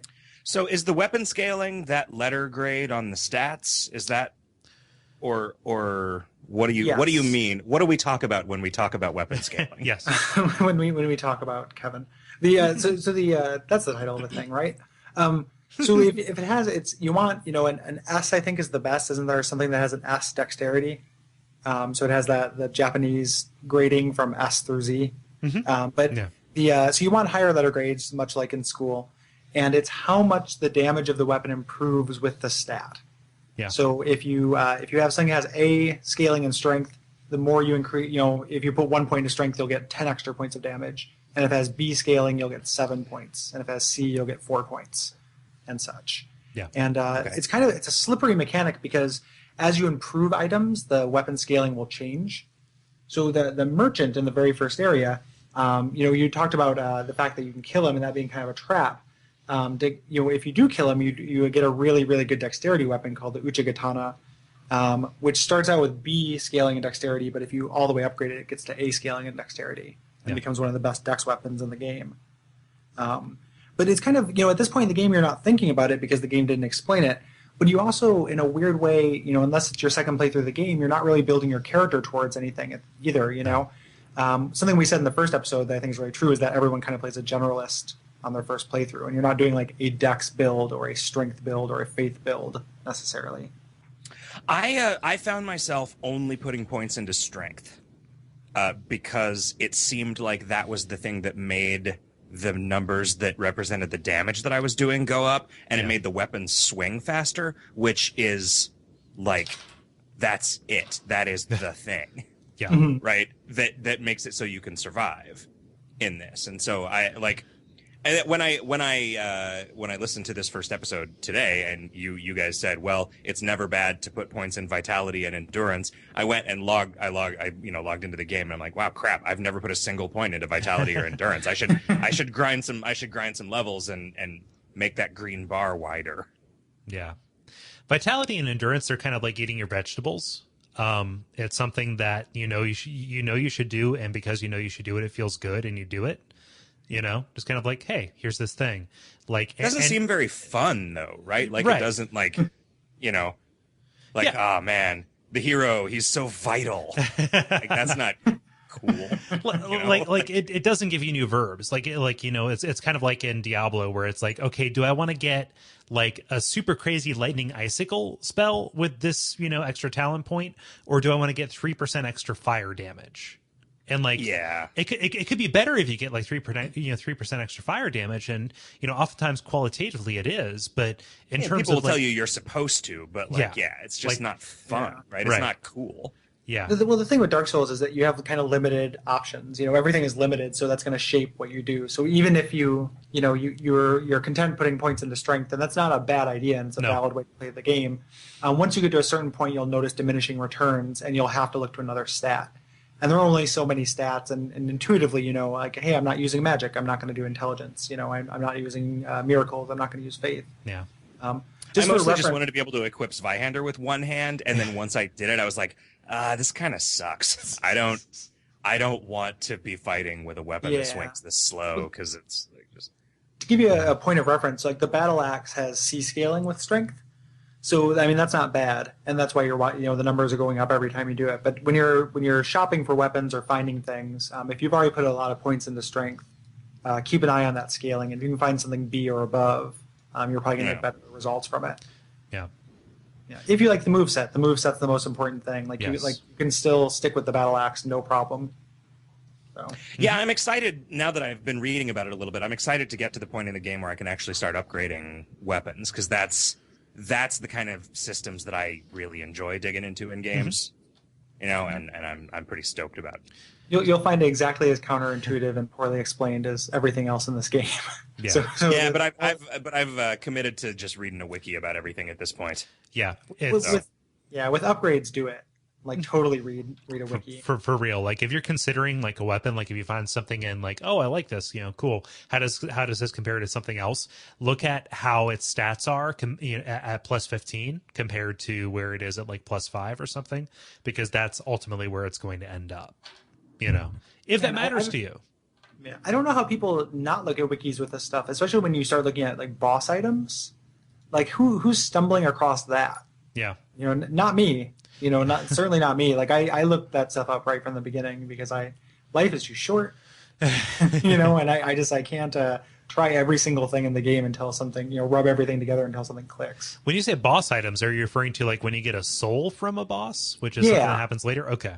Yeah, and who's intuiting that like this specific soul, you have to do X, Y, and Z to make this weapon ascendant into this thing? Not me. So. All it makes me think of is Final Fantasy XII, honestly, and just how inscrutable a lot of their systems are. And it's pulled off here, because it's at a much smaller scale. Like, the numbers are smaller, and there's a lot less chance involved with it. Right. Yeah. Although there are items that are just really, really bullshit if you're trying to get them. I don't relish the fact that I'm rolling a dex character now, because they're like the best dex item in the game. The Baldur side sword. Yeah. It's like you have to like people farm for it for hours. So that's what I've signed myself up for. Yeah. Sequence break and go to the DLC and get the weapon from that person there. Oh yeah, that's real good. Yeah, okay, yeah, we'll twin. see that. Yeah. Yes. Yeah. So I forget where the last part of the thread was. Like, we're pretty close to the end. So you get that Drake sword. It'll serve you well. Like, honestly, if you don't mind using a crutch, sometimes a crutch works. But it's best not to rely on it, because like I found myself, especially later on, like I went right from the Drake sword to the lightning spear, and then that doesn't scale either. And then once that started getting outclassed, because immediately after you find that, you find enemies that are resistant to lightning damage, and it becomes useless. And it's kind of like, if you haven't been taking care of these weapons in a way that it doesn't tell you to, you have a long way to go in terms of the items and the souls that you have to farm up and actually to be, in order to actually be viable. Right. Yeah. So I think that about does it for the Burg, right? Yeah. There's one last kind of thing, but that's like a covenant area. Oh yeah. The altar of the sun.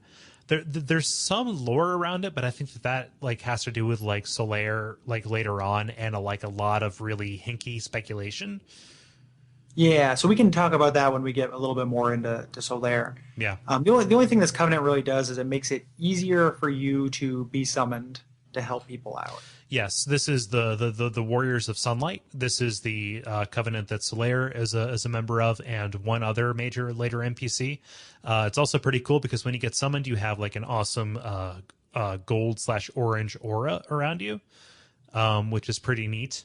And you also get you get these sunlight medals from every boss that you help another player defeat, and you can turn these in for miracles, which is only really useful if you're playing as a faith character. The miracles are really useful though, because the time I tried playing as a faith character, offensive miracles are really few and far between, and the ones you get for this specifically are like boss killers. Yeah. Like really long range, relatively decent accuracy weapons. So, the idea behind these, I feel like mechanically, is that the person who summons you will fight the boss while you stand back and pepper them with lightning bolts. Yeah. And they're real good for that. Most people don't do that. Most people, the phantoms kind of tank the boss. Yeah.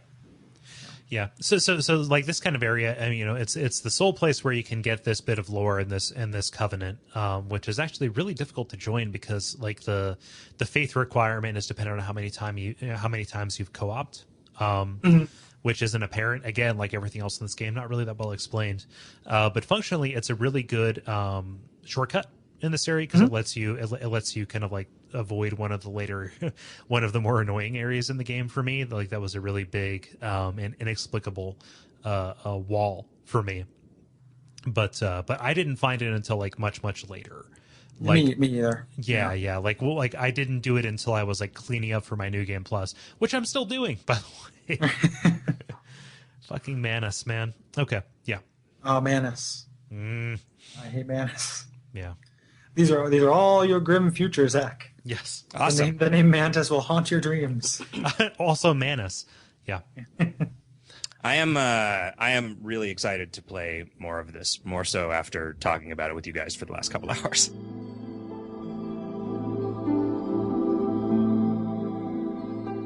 So as part of the admin stuff, we made some big promises, both in the previous episode and in the Facebook group, and we are here to fulfill those. So we have two contests that we're running. Gary, tell us what the first one is. The first one is for a American Apparel medium-sized Dark Souls shirt. This was a gift Cole got me for Christmas, but it was I am not a medium-sized human. And American Apparel, those, say what you will about all the sex assaults that they do. They are actually very good people, and just sent out a Gary-sized shirt free of charge relatively quickly. Well, to be fair, American Apparel, they just provided the base. It was the printing company that sent the wrong one. I know. I'm just joking about Charney. So in order to win this, we just wanted you to jump on the Facebook and help spread the word that way and express your interest, and also be medium-sized. So I'm going to go ahead and use random.org to choose our winner here. And do you want to give me a random sound effect? We are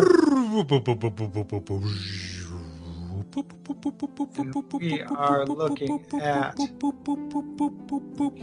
Jason. Jason, you win. Jason gets a shirt, a Dark Souls shirt.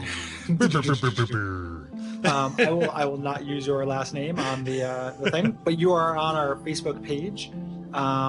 So I know Jason in real life. I hope that doesn't make it seem like I'm cheating, but I do know Jason in real life. So Jason, when you hear this, I'm going to go ahead and have you just message us on there with your address. So just to keep it in one place. So please don't, email it or anything. Just message it to the Facebook Bonfireside chat, your address, and we will ship this out to you. Medium-sized shirt, summon sign, and we can be engaged in jolly cooperation across the multiverse. Yes, indeed. It is a snappy shirt. Yeah, it's real nice. I actually test wore it to Seattle, and it is definitely a snappy shirt. Sweet. The other big giveaway we have, world-class sweetheart and Watch Out for Fireballs fan Brian has gifted us a copy of the PC Prepare to Die edition. And the criteria for that was reviewing the game on iTunes. Again, we don't never want anyone to lie, but if you like the show, support it. And a bunch of people did step out for that. So we're going to do that. And then if you already have the game because you're a big fan, I say pay it forward. You know somebody who likes good games, hook them up with this. And do you want me to do another sound? Yeah, but let's make it. Give me a different one though. Let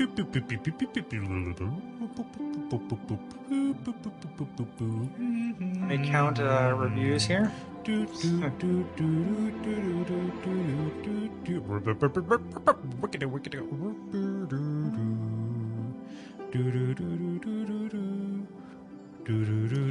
One moment.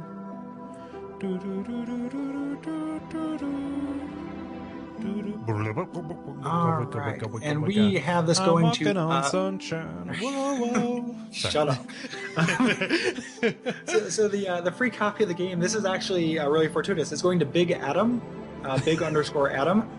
I do not know Big Adam, but his review title is that he's never played Dark Souls. He is interested in it as a guide. This is perfect. Awesome. We couldn't have asked for a better use case for this. Absolutely. So Big_Adam, because there's no messaging system through iTunes. It's up to you when you hear this to if you have a Facebook, join the Facebook group and message us there. Otherwise, you can use the Duckfeed.tv contact forum. Yep. And actually, do that or join the Watch Out for Fireball Steam group. Yes. So yeah, that's actually probably the easiest way because that's how I'm going to gift you is through Steam. Yeah. If you don't have Steam, use one of those other ways. But yeah, you win a copy of the game and install it on your computer. Definitely use a fucking Xbox controller or PS3 controller, because if you play with a mouse and keyboard, you're going to say, what are these idiots talking about? This game is terrible. I didn't think it was possible. Is it? Is it possible? It is possible. Yeah, people do it. I guess there's a fix to make it a little easier, but it's still... Yeah, but people don't use toilet paper in the world. So... yeah, there are people who just use sticks. There's times in our civilization where you had to play Dark Souls with a mouse, and you had to wipe your ass with a stick. Congratulations, Adam. You have a copy of one of our favorite games. Yeah. So yeah, get in touch with us. We don't have a way to get in touch with you, so please get in touch with us. And thanks for all the support. We did these contests as a method to drum that up, but I feel like you guys would have done that anyway, and we really appreciate it. So. Yes, we do.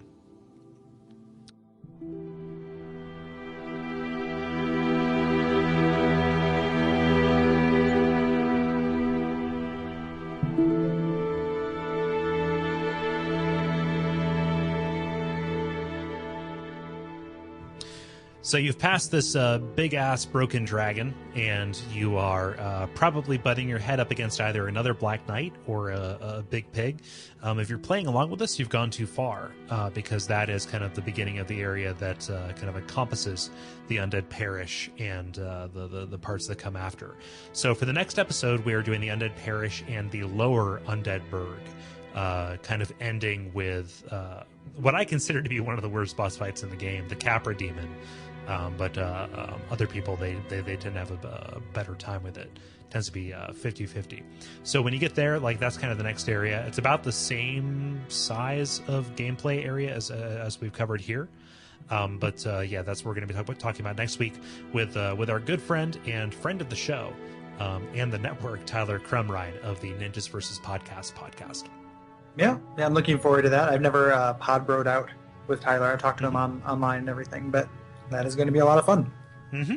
Yeah. So we do. So do we do the whole business kind of thing where we tell people to rate us and review us and stuff here now? Do you think? Yeah, or we could also Zach. Do you want to? Yes. Do you have anything to plug that's coming up or anything? I do actually, for once in my life, have an exciting thing to plug today.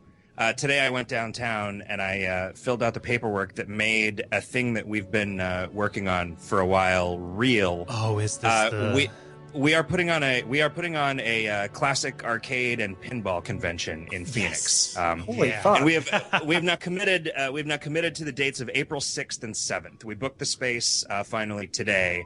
And my buddy Wes, who's really spearheading the effort, has been in the process of gathering local collectors to get machines committed to it. But it is definitely a go. So I think by the time this podcast actually airs, you will be able to go to Zapcon, ZAPCON.com.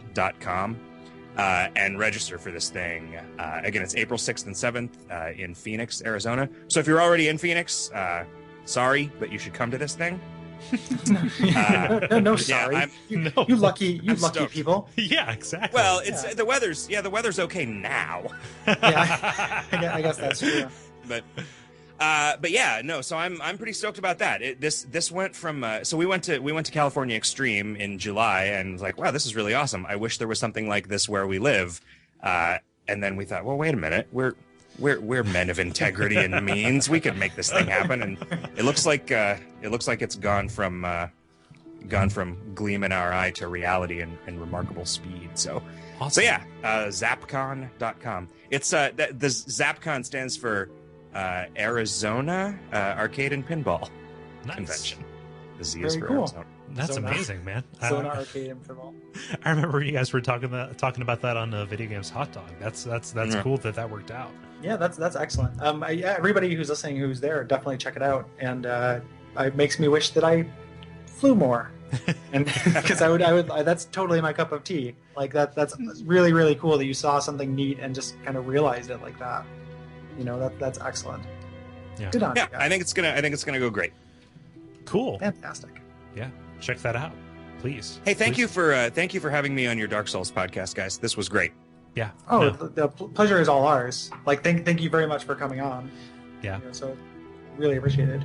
Yeah, if he won't plug them, then I'll plug them. Like legit. Video Games Hot Dog is like the best video game podcast there is. Oh shucks. Shucks. No, like for real. I listen to a bunch of them, and just I've moved from one to the other. But that is, and it's not just because you guys mentioned to watch out for fireballs in one episode. It's legitimately really cool. You and Kevin and Riff are cool dudes, and you have great opinions, and you talk about games in a way that I haven't heard from other people. So definitely check them out. It should be in your repertoire. Listen to it every single time it comes out. In addition to in addition to Advice Hot Dog, which I didn't think was a thing until recently, and now I'm catching up on it. I thought it was just a joke when you were alluding to it. But No, that was the original one. That was the start of the network, actually. Yes, because Roy likes hot dogs. Yes, check that out too. In addition to Kingdom of Loathing, I need to play more of that. Honestly, I haven't played it heavily since college. Like I fell out, but I played that for about a year. Yeah. So I was definitely was pretty in deep on Kingdom of Loathing. I heard about it on the Something Awful boards on the game forum, really close to when I first joined. Yeah, and really, really appreciated that game. That was a lot of fun. Yeah, I feel like one thing that we all have in common is that everything that we've ever done that anyone knew about, they knew about because of Something Awful. exactly. Like they are at least from our perspective just such a force for good. It is the bloodstream between our, it's the circulatory system of the specific subset of culture. Yes. Yeah. Yep. So yeah, that's just.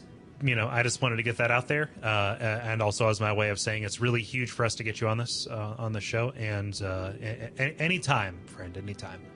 So I had a lot of fun. Cool. Yeah, absolutely. So our own personal selfish business.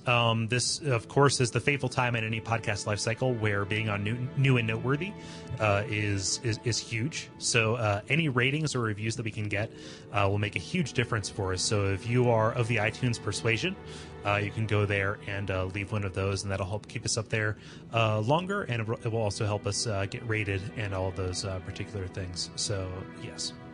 Yeah, then everyone's been great. Like the response to the show has been amazing. It's been, really powerful right out the gate. So I'm really happy about that. So you can do those things. You can tell your friends. You can find us on Facebook. In addition, Cole and I both do other shows. A lot of people who came to the show probably came from Watch Out for Fireballs, our retro video games podcast. We just put out our episode on Yoshi's Island, which this is probably a real good starting point. The show, I think it's some of our strongest work. And but that's a games club podcast where we talk about old games. So definitely check that out. And then we have some other shows on the Duckfeed.tv network as well. Yes, Gary does a show with his friend Brayton called The Pitch, which is an awesome comedy podcast. Well, it's not really a comedy podcast because they do help people. It's about innovation. Yes, it's about innovation. It's about blue sky solutioneering. It's about it's about products that will help everybody live their life. The most recent one is about a combination of booze and food called Booze Foods, which is I think it was about 15 minutes of puns, which I thought was really fantastic. So thank you so much for putting that out. It was really, really good. Yes, so check that out, please. Also, Gary does Dead Idea Valhalla, which is a variety music podcast that is in reruns right now that he did a little while ago. And that doesn't lose its shine, so please listen to that. Yeah, and if you enjoy, if you're on the Cole train, Cole does another video game show called The Level, which is a roundtable discussion he does with some of his friends of mine, and that's real top of the pops. We've established the video game's hot dog, top of the pops. We're just doing like a gradient at this point, yes. And they're also near the top of the pops, and that's a real good show. And then he also does a show called Those Damn Ross Kids with his brother. And if you like, I took a couple jabs at Cole during this show. If you like people making fun of Cole, you will love Those Damn Ross Kids, because Chris is better at it and more experienced at it than I can ever be in my entire life. He's had a lifetime of experience of just cutting me off at the knees, just diminishing me. So, yes. if that is your flavor, go for it. But in general, in terms of kind of supporting the network, if you want to visit Duckfeed.tv/tipjar, there's an Amazon link there. Buying stuff, etc. We get a kickback, etc. Percentages helps host the site, the shows, blah blah blah. This stuff. We don't like asking for money, but that's a pretty cool way to do it. So yes. Yeah, and I think that probably about wraps that admin stuff up. Yeah, I think so. Yeah. Nice and brief and short compared to what we usually do. So, true. Yes. Yeah. And then until next episode, praise the sun. Praise the sun. Praise the sun.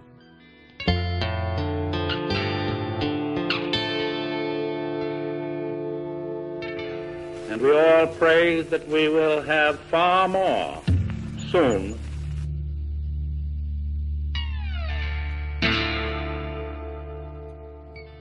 Awesome. Thank you for participating in our dorky catchphrase. No, it's you like every podcast that I do ends with this just desperate floundering around trying to figure. So like having a ritual for ending it is such a good idea. We do that shit too. Like we have like the music cuts off, but before that happens, it may as well just fade out. Like it's like sitting in a bathtub as the water's let out. Like it's just like a slowly deflating balloon.